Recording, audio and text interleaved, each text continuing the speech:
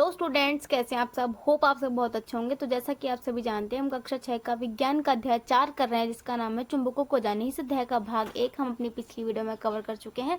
अगर आपने वीडियो नहीं देखी तो एक बार जाकर देख सकते हो। तो भाग 1 में हमने एक चुंबकीय दिक्सूचक किन किन चीज़ों से मिलकर बना होता है तथा कैसे कार्य करता है, इसके बारे में जाना था। और आज हम इसी तरीके का चुंबकीय दिक्सूचक बनाने का प्रयास करेंगे एक क्रियाकलाप की सहायता से। तो क्रियाकलाप 4.4 आइए निर्माण करें। तो इसके लिए हमें कुछ वस्तु चीज़ों की आवश्यकता होगी। कॉर्क का टुकड़ा, सिलाई में काम आने वाली लोहे की सुई, एक स्थायी छड़ चुंबक, एक कांच का कटोरा और उसमें पानी लेना है। इस तरीके से सिलाई में काम आने वाली लोहे की सुई लकड़ी के मेज पर रखें। सुई के एक सिरे पर छड़ चुंबक का कोई एक ध्रुव रखना है, जैसा कि चित्र 4.7 का में दिखाए अनुसार चुंबक को सुई पर उसकी लंबाई के अनुदिश खींचे। जब यह दूसरे सिरे पर पहुंच जाए तो उसे ऊपर उठाएं। बिना चुंबक के ध्रुव बदले उसे सुई के उसी सिरे पर लाएं जहां से शुरुआत की थी। इस क्रियाकलाप को कम से कम 30 से 40 बार दोहराएं। सुई के पास थोड़ा सा लोह रेतन या स्टील की पिन लाएं। अगर पिन या लोह रेतन सुई की ओर आकर्षित हो तो इसका अर्थ है कि सुई चुंबक बन गई है। इस सुई को कॉर्क में क्षैतिज रूप से घुसाएं। पानी से भरे कांच के कटोरे में कॉर्क इस तरह से तैराएं कि सुई हमेशा पानी के स्तर से ऊपर है, जैसा कि चित्र 4.7 ख में दिखाया गया है। जब सुई रुक जाए तो आपका चुंबकीय दिक्सूचक उपयोग के लिए तैयार है। ध्यान दें कि सुई के दोनों सिरे कौन कौन सी दिशा इंगित करते हैं। कॉर्क धीरे से घुमाएं और इसके रुकने की प्रतीक्षा करें। इसे कई बार दोहराएं। क्या सुई के सिरे हमेशा एक ही दिशा में इंगित करते हैं? इसके लिए हमें एक सुई लेनी है और एक छड़ चुंबक लेनी है। उस छड़ चुंबक को सुई में से बार बार घिसना है, बार बार ऐसे गोलाई में घिसना है। और हम क्या देखेंगे, जो सुई है वो भी एक चुंबक की भांति व्यवहार करेगी। और कोई भी हम लोहे की चीज़ अगर सुई के पास लेके आएंगे तो वो लोहे की चीज़ सुई से आकर्षित होगी, उसके पास चली जाएगी। तो जब सुई लोहे चुंबक की भांति व्यवहार करने लगेगी तो हम उसको कॉर्क में, इस लकड़ी के टुकड़े में इस तरीके से घुसा देंगे और उसको पानी में ऐसे तैरा देंगे और उसके रुकने का इंतजार करेंगे। जब वो रुक जाएगी तो उसको हम फिर से हल्का सा घुमाएंगे और देखेंगे कि क्या सुई हमेशा बार बार उसी दिशा में रुकती है जिस दिशा से हमने उसको विराम अवस्था से घुमाया था। अगर वो ऐसे रुक रही है तो ये बहुत अच्छी तरीके से चुंबक की भांति व्यवहार कर रही है। उसके बाद है चुंबकों के बीच आकर्षण और प्रतिकर्षण। आकर्षण का मतलब होता है दो चुंबकों का पास आना। प्रतिकर्षण का मतलब होता है दो चुंबकों का एक दूसरे से दूर जाना। आधुनिक दिक्सूचक चित्र 4.6 के व्यापक उपयोग से पहले आपके द्वारा बनाई गई दिक्सूचक सुई चित्र 4.7 ख जैसा एक उपकरण भारतीय नाविकों में नौ संचालन के लिए उपयोग में लाया जाता था। इसमें मछली के आकार का एक चुंबकीकृत लोहे का टुकड़ा होता था जिसे तेल के बर्तन में रखा जाता था। इसे मत्स्य यंत्र या मत्स्य यंत्र भी कहा जाता था। तो पहले इस तरीके के चुंबकीय दिक्सूचक नहीं हुआ करते थे, बल्कि इस तरीके के चुंबकीय दिक्सूचक लोग खुद से बनाकर प्रयोग किया करते थे। इस तरीके के चुंबकीय दिक्सूचक को क्या कहते थे? मत्स्य यंत्र या मत्स्य यंत्र। उसके बाद रेशमा के मन में एक प्रश्न उठता है कि जब हम दो चुंबकों को पास में लाते हैं तो क्या होता है। क्रियाकलाप 4.5। इस क्रियाकलाप को करने से पहले मैं आपको कुछ बातें बता देती हूँ कि इसमें हम क्या सीखने वाले हैं। इसमें हम सीखेंगे कि दो चुंबकों के अगर हम समान ध्रुव पास लाते हैं तो वो चुंबकें एक दूसरे से दूर भागती हैं, लेकिन अगर उन चुंबकों के असमान ध्रुव हम पास लाते हैं तो वो चुंबकें एक दूसरे को आकर्षित करती हैं, एक दूसरे के पास आ जाती हैं। जैसे कि यहाँ बताया मैंने, अगर हम चुंबक का दक्षिणी ध्रुव और दूसरी चुंबक का भी दक्षिणी ध्रुव लाएंगे तो ये दोनों चुंबकें एक दूसरे से दूर भागेंगी। अगर इस चुंबक का उत्तरी ध्रुव और इस चुंबक का भी उत्तरी ध्रुव लेके आएंगे तो भी ये चुंबकें एक दूसरे से दूर भागेंगी। लेकिन अगर एक चुंबक का उत्तरी ध्रुव और दूसरी चुंबक का दक्षिणी ध्रुव होगा तो वो चुंबकें एक दूसरे के पास आती हैं। और अगर समान ध्रुव होंगे तो प्रतिकर्षण दिखाती हैं चुंबकें, अगर असमान ध्रुव होंगे तो वो चुंबकें आकर्षण दिखाएंगी।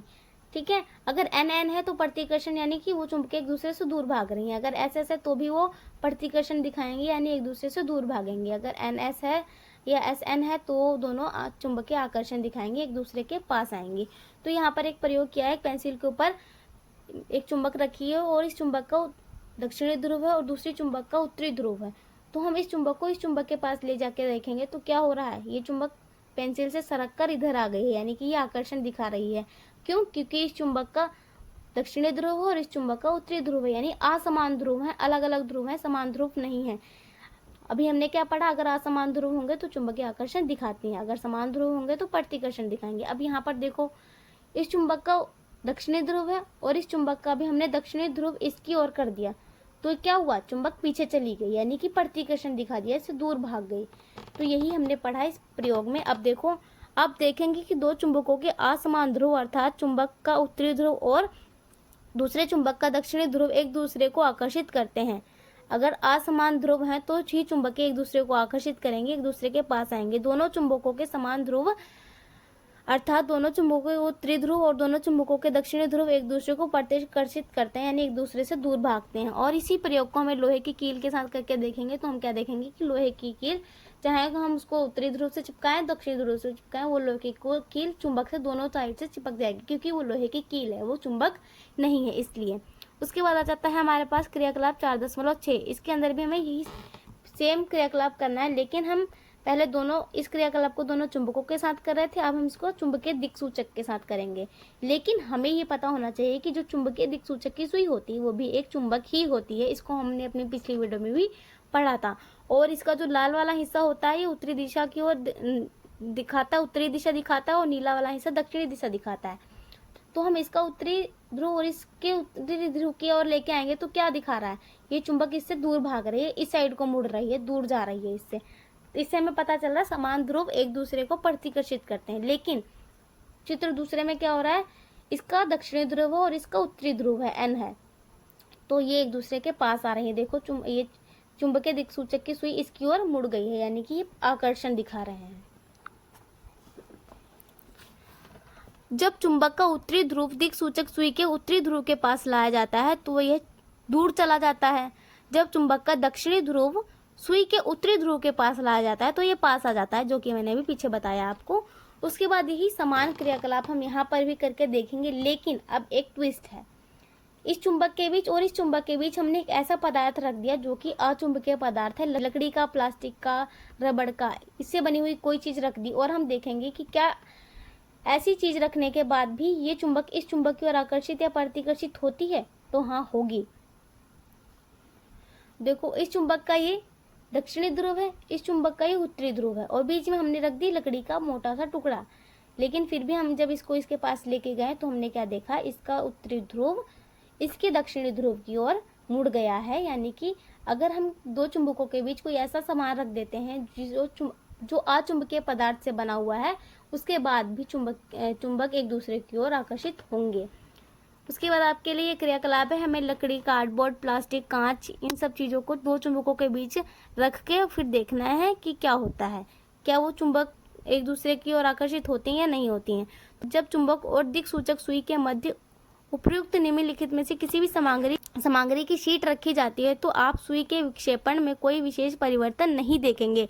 इसलिए हम ये निष्कर्ष निकाल सकते हैं कि चुंबकीय प्रभाव अचुंबकीय पदार्थों के भीतर से होकर उनके पार जा सकता है। यानी कि अगर हम दो चुंबकों के बीच कोई ऐसा सामान रख देते हैं जो चुंबकीय नहीं है, उसके बावजूद भी चुंबकीय गुण बना रहता है, ये चुंबक इस चुंबक को आकर्षित कर लेगी, इसका बीच में कोई फर्क नहीं पड़ेगा, चाहे जो मर्जी रख दो तुम, ठीक है। उसके बाद आता है चुंबकों के साथ मनोरंजन।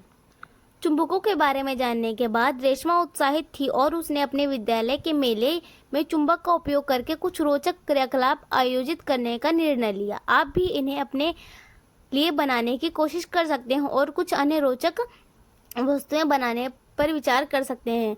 क्या हम चुंबकों का प्रयोग करके एक माला जैसा कि चित्र 4.11 बना सकते हैं? इसके जैसे क्या हम गत्ते की ट्रे के नीचे चुंबक को चलाकर स्टील की गेंदें भूल भुलैया से बाहर निकाल सकते हैं? ये हमने एक गत्ते के ऊपर भूल भुलैया बनाई और इसके अंदर पड़ी हुई छोटी छोटी स्टील की गेंदें, और अगर हम इसके पीछे, यानी कि मान लो ये गत्ता और यहाँ पर भूल भुलैया बनी हो, क्या हम ऐसे इसके नीचे से इन स्टील की बॉल्स को भूल भुलैया से बाहर निकाल सकते हैं? तो हाँ, बिल्कुल निकाल सकते हैं, क्योंकि बीच में अगर हमने पीछे पढ़ा था कि चाहे लकड़ी का, कार्डबोर्ड का, कांच, कुछ भी रख लें, उसके बाद भी चुंबक अपना प्रभाव बनाए रखती है और चीज़ों को अपनी ओर आकर्षित कर लेती है।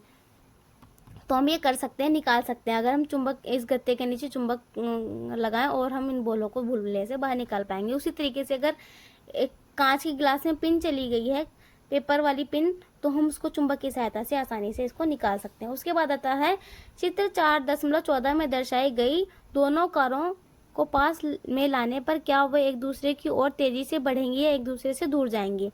अगर समान ध्रुव होंगे इस चुंबक के तो एक दूसरे से दूर जाएंगी, अगर असमान ध्रुव होंगे तो एक दूसरे के पास आएंगी। लेकिन हमें कैसे पता चलेगा ये समान ध्रुव है या असमान ध्रुव? क्योंकि अगर यहाँ N और S लिखा होता तो हम बता सकते थे कि ये पास आएंगी या दूर जाएंगी। लेकिन अब देखो नीचे क्या लिखा हुआ उन्होंने, को में उत्तरी और दक्षिणी ध्रुव को एन और एस से चिन्हित किया जाता है। जैसा कि अभी हमने पहले पढ़ा है कि चुंबकों में एन और एस लिखा जाता है। एन का मतलब उत्तरी ध्रुव, एस का मतलब दक्षिणी ध्रुव। कुछ अन्य चुंबकों में उत्तरी ध्रुव सफेद बिंदु से दर्शाया जाता है, जैसा कि इन चुंबकों में दर्शाया गया है। उत्तरी ध्रुव को दर्शाने के लिए सफेद बिंदु लगाया गया है। कभी कभी चुंबकों के उत्तरी ध्रुव को लाल रंग से और दक्षिणी ध्रुव को नीले रंग से दर्शाया जाता है। तो चुंबकों को दर्शाने के 3 तरीके बता दिए, या तो सिंपल एन और एस लिख देते हैं, या फिर उत्तरी ध्रुव को दर्शाने के लिए सफेद कलर का बिंदु लगा देते हैं जैसे कि इसमें लगाया। तीसरा तरीका ये है कि उत्तरी ध्रुव को दिखाने के लिए लाल रंग से पेंट कर देते हैं और दक्षिणी ध्रुव को दिखाने के लिए नीले रंग से पेंट कर देते हैं। तो अब बताओ इसका उत्तर क्या होगा। ये सफेद बिंदु है, यानी दोनों उत्तरी उत्तरी ध्रुव है, तो एक दूसरे के पास आएंगे या दूर जाएंगे, बताना इसका उत्तर। ठीक है, उसके बाद आता है चुंबक को सुरक्षित कैसे रखें। चुंबक कहता है मुझे ध्यान से रखो, मुझे जोड़े में इस प्रकार रखो कि दोनों चुंबकों के विपरीत ध्रुव एक ही तरफ हों। दो चुंबकों के मध्य एक लकड़ी का टुकड़ा हो तथा सिरों पर नरम लोहे के टुकड़े, यानी कि इस तरीके से दो चुंबक को अगर हमें रखना है तो उसके विपरीत ध्रुव होने चाहिए। एक यहाँ पे एन है तो यहाँ एस है तो यहाँ एन, और यहाँ पर छोटी सी पतली से नरम लोहे का टुकड़ा होना चाहिए और बीच में एक बारीक सी लकड़ी। और क्या कहता है, ये मुंह से गर्म नहीं करना चाहिए, चुंबक को गिराना नहीं चाहिए और थोड़े से कभी पीटना नहीं चाहिए, और इसको मोबाइल फ़ोन और रिमोट के पास भी नहीं रखना चाहिए।